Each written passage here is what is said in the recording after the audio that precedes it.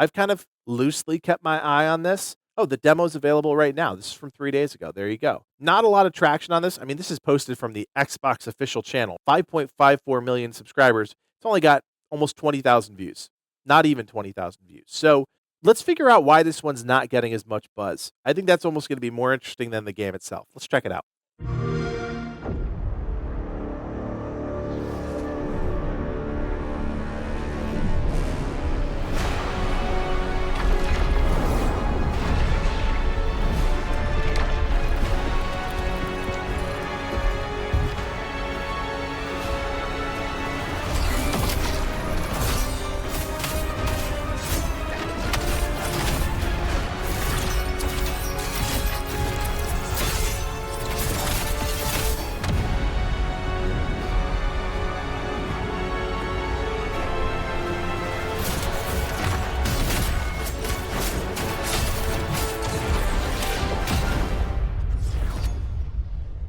All right. That's a quick and dirty video, man. It's almost too fast that you can't really catch all of it. I like what I see. I think somewhere in the trailer, one of the things that said it's blending Souls with character action. And I think that's an interesting concept. If they're doing a Souls game, it's a Souls game. If they're doing character action, then it's an action game. It's almost the same kind of idea and thinking for Black Myth Wukong. Was Black Myth Wukong a Souls game or was it an action game? And I would argue it was more action game than Souls game.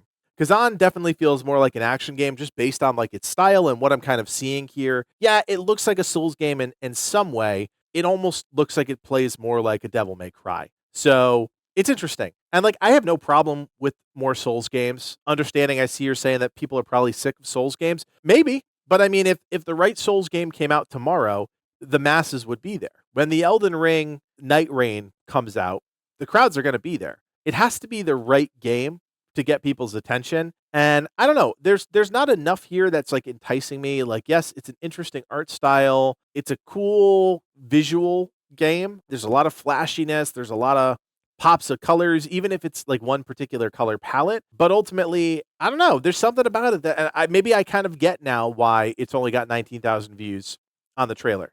Like, there's nothing about it that's overly enticing to me. They might have to go a little bit deeper to entice somebody like me to actually want to play this game. And I know this is like their second or third foray into trying to get this game out there. It's a Nexon game too, which I think is kind of interesting. Nexon has a pretty interesting catalog of games they've created. And I think DNIF is the studio. No idea who they are. So like there's a couple factors that are kind of like not going against it necessarily. But then it's got some really interesting like accolades here. There's some decent quotes from companies that know games pretty well. It plays and looks almost like an anime game, which is fine, but that's not the style of a Souls game. I don't know what the audience is for an anime style Souls action game. Does Khazan even know what type of game it wants to be? All those questions, right? I'm not saying any one of them is definitive of like why the game is going to be successful or not. It's just a combination of those things. Those are the same questions I ask whenever I evaluate a game before it launches. I don't think it's going to do that well, and actually, I'm really curious now if we head to SteamDB and what is it, March 25th or something like that. I'm going to guess it's pretty low on the list here. Let's see.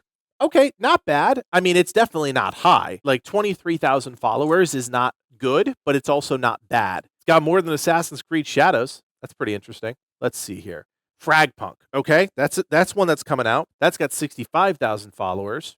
And then Monster Hunter Wilds. This is like the number one wishlisted game right now, 309,000 followers. So you look at the discrepancy between a Monster Hunter Wilds and Khazan, and it's big, right? There's a big gap there.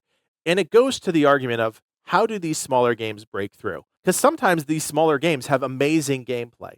But what are the other factors that help these games elevate and get to that next level? You look at any single week on here, and there's always a litany of games that is coming out.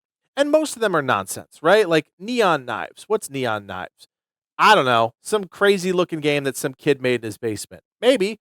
I'm sure there's passion behind it. But what's going to help this game stand out compared to a different game?